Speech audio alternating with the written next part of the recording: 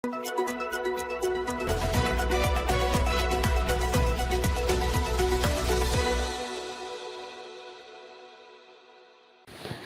पवार और एकनाथ शिंदे ने मांगी ज्यादा सीटें। बड़े दबाव के बीच सीटों पर चर्चा छोड़कर बीजेपी ने शुरू किया प्रचार।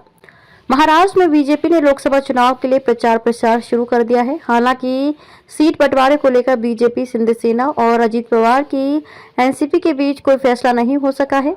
इसे लेकर तीनों दलों के प्रमुख नेताओं के बीच कई बैठकें हो चुकी हैं। अब अमित शाह ने एंट्री मारी है तो माना जा रहा है कि सीट बंटवारे का मामला जल्द ही हल हो जाएगा।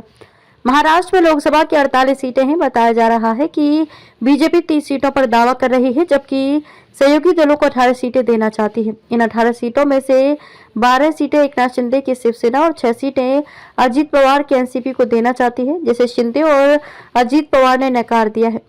शिंदे सेना उन सभी 22 सीटों पर दावा किया है जिन पर 2019 में शिवसेना ने चुनाव लड़ा था और 18 सीटों पर जीत हासिल की थी।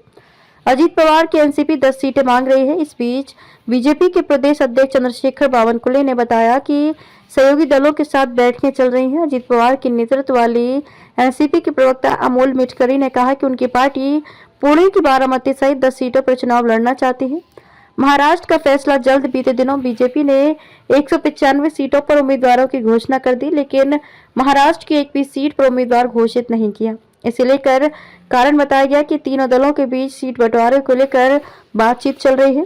दूसरी लिस्ट में महाराष्ट्र से उम्मीदवारों की घोषणा नहीं करने से पार्टी कार्यकर्ताओं और मतदाताओं के बीच गलत संदेश जाएगा, इसलिए अब अमित शाह ने कमान संभाली है। मंगलवार को शाह ने प्रदेश में कई सभाएं की। रात में सहाद्री निवास अमित शाह की बैठक होने की सूचना थी। एमवीए में भी सहमति का सुर। इधर शिवसेना, यूबीटी, एनसीपी, शरद पवार और कांग्रेस की गठजोड़ वाली महाविकास आघाड़ी एमवीए में भी गठबंधन को लेकर सहमति के सुर सुनाई पड़ रहे हैं। सीटों के बंटवारे को लेकर उद्धव ठाकरे ने मंगलवार की शाम शरद पवार से उनके घर सिल्वर ओक जाकर मुलाकात की। वहीं कोल्हापुर की सीट को लेकर शिवसेना, यूबीटी और कांग्रेस के बीच गतिरोध टूटने की खबर है।